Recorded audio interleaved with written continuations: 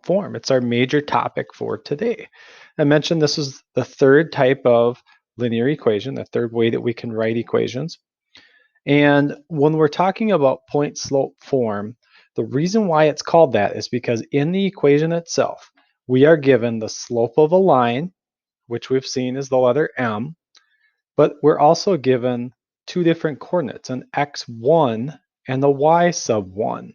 So those two coordinates together are one point that is on the line of this equation. In other words, it's one solution to the equation. So here's what the form of the equation looks like. So the way that we read this is we say it's y minus y sub 1 equals m times x minus x sub 1. Okay, again, m is the slope of the line. So that's that number that tells us if the line rises or falls.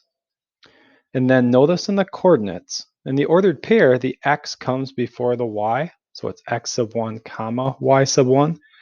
But in our form of an equation, the x sub 1 goes at the end of the equation. Notice also it's inside the parentheses, and x sub 1 is going to be a number. Okay, so it might be x minus 5 in the parentheses. It might be x minus negative 3 in the parentheses. It could even be something like x minus 0 in the parentheses. Okay, and we'll talk about how to simplify that and what that'll look like today. But just notice that x sub 1 could be a positive number, a negative number, or even 0.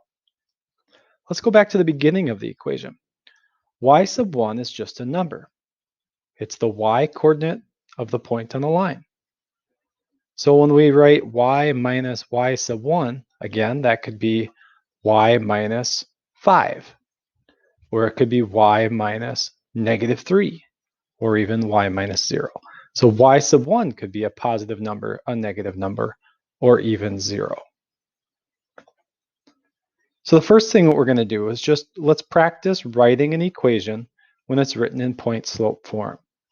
So in example number 1, we know that the slope of our line is 3, and we also are given the information that the point 5 comma negative 1 is a point on our line.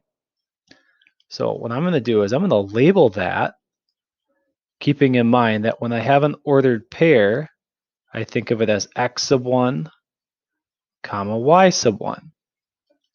And then I already see that my value of slope, or m, is 3. Point slope form. Think of it as filling in 3 blanks. Remember, it's y minus y sub 1 equals m times x minus x sub 1. Okay, it's a formula. Hopefully you wrote that down in your notes. It's super important. If you did not do that earlier, please copy that down now, or go back and pause the video to get that.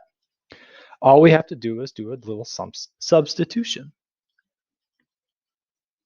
So the value of y sub 1, if we look over at our given information, the y coordinate is negative 1. So we're going to replace negative 1 in the place of y sub 1.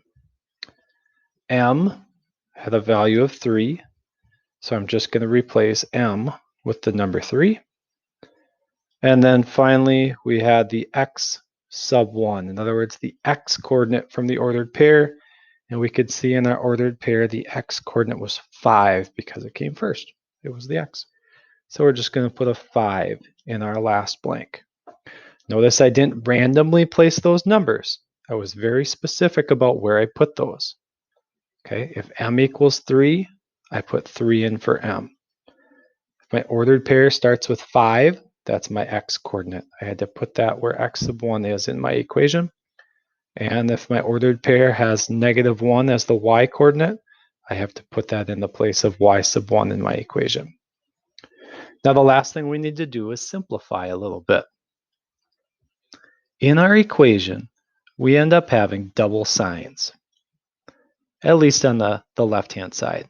So we have to go back to our rules from like pre-algebra, probably going all the way back to like 7th or even 6th grade. If I am subtracting a negative number, that's the same as adding a positive number. It's kind of our chop rule, if any of your teachers did that.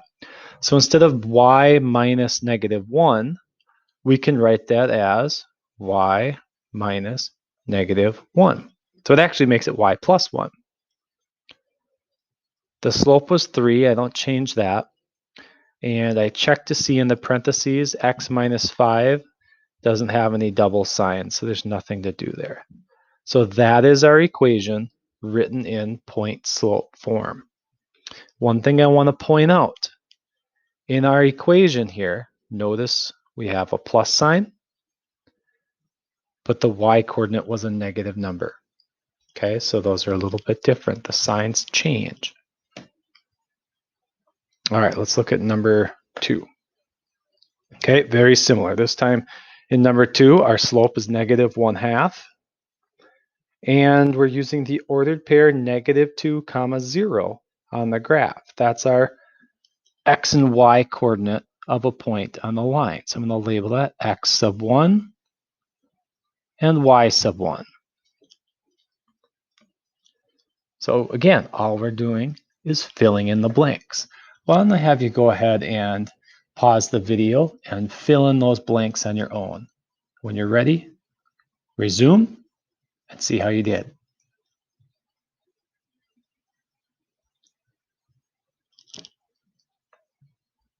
All right, so checking. I sometimes like to fill it out with blanks first and then put the numbers in place. So if m is -1/2, I have to think about, well, where is m in my equation? And then remember, oh yeah, it's right after the equal sign. Then my x coordinate, even though it's listed first in the ordered pair, right? -2 is listed first over here. I have to make sure that it's going by the x in the equation, which is going to be at the end of the equation in the parentheses. So I have to place a -2 at the end, x minus -2. Then my y coordinate was 0, and I want to make sure that my y coordinate goes after the y minus at the beginning of the equation. So I'm just going to put a 0 in there. So hopefully you got that, but now let's go ahead and simplify this equation. So a couple things we can actually do to simplify this. At the beginning of the equation, we had y minus 0.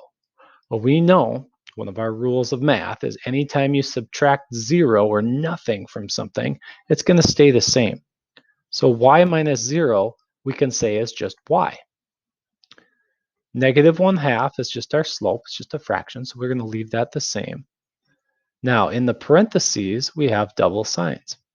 Subtracting a negative, just like on the first example, is going to change to a positive or a plus sign here. So think of it as -2. That's what I always like to do. Take those two negative signs and put them together, it becomes a plus sign. So this is technically point slope form, even though it doesn't quite look right because the y is by itself. Notice again that when we have a plus sign as one of our inside the parentheses or part of the coordinates, it's because it was a negative number, a negative coordinate. All right, number 3. This time, we're going to work backwards. We are starting with the equation, and we are identifying the slope and a point that's on the line based on what the equation gives us. So we have y minus 8 equals 1/2 times x plus 1. That's our equation over here. So I always like to start with the slope because I feel like that's the easier one to point out. That's the number or the part right after the equal sign. So in this case, that's 1/2, right? My slope is always going to be right in that location. Now the ordered pair, remember it's x sub 1, y sub 1. So we're thinking, well, what numbers y minus blank equals blank times x minus blank would give me that equation on this problem? Well, I think I can tell that it's just going to be an 8 in that spot. I also know, I already knew that my slope was 1/2. We already listed that. The trick here is at the end. Inside the parentheses, it's not just a 1, because if I do that, it would read x minus 1. But in the parentheses, it reads x plus 1. So how in the world did it change to an addition? Well, hopefully you remember through my hints on the last two examples, the only way that happens is if we have a double sign here. So instead of x minus 1, we really want to think of it as x minus negative 1, because that's how these two signs together would change it to a plus. So with all that in mind, if we want to write down the ordered pair, or the point on the line based on this equation, the x-coordinate goes first. But remember, to find the x-coordinate, you have to look by the x in the equation. That's going to be negative 1.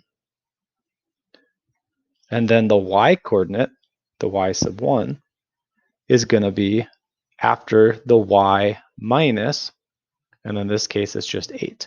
So it's not negative 8. The y and the minus sign are part of our form.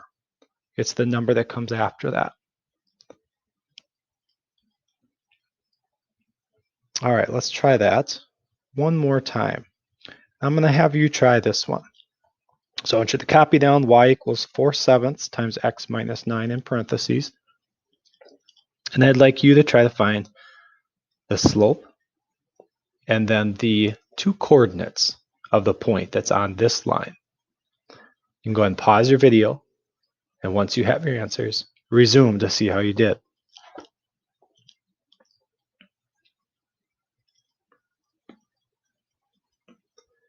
All right, so if we were to start filling in our missing blanks here to kind of match up what we have to think about y minus what would just give us a y here. Well, I know that subtracting nothing is going to make that happen. So y minus 0 is the unsimplified form of just having a y. I also see the 4/7 here is that fraction after the equal sign. And now I have to think about what's in the parentheses. So we have x minus something that's going to make it x minus 9. And you might be tempted to say, oh, well, it's got to be negative 9 because I see the minus up here. But you have to keep in mind, if it's x minus negative 9, then it really would say x plus 9 in the parentheses.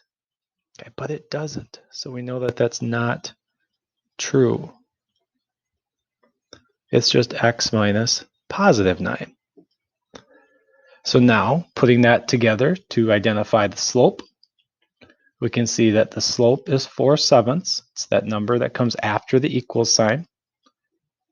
And then for your ordered pair, remember to put the x-coordinate first and the y-coordinate second. So my x-coordinate here was, I'll have to look by the x, that's going to be 9 over here on the right-hand side, just this number we plugged in. And then the y-coordinate is a 0. The point 9, 0 is on this line, and it has a slope of 4/7. Rise of 4, run of 7. All right, last example is putting all this together to be able to graph. And this was our learning target. I can graph an equation of a line written in point slope form. So in order to graph this equation, y plus 4 equals 2/3 times x minus 2, we need to be able to identify those pieces of information that we just practiced identifying. And then I'll show you how to graph this. So pause the video, and I'd like you to find the slope of this line and identify the ordered pair from the equation. When you're ready, resume the video and see how you did.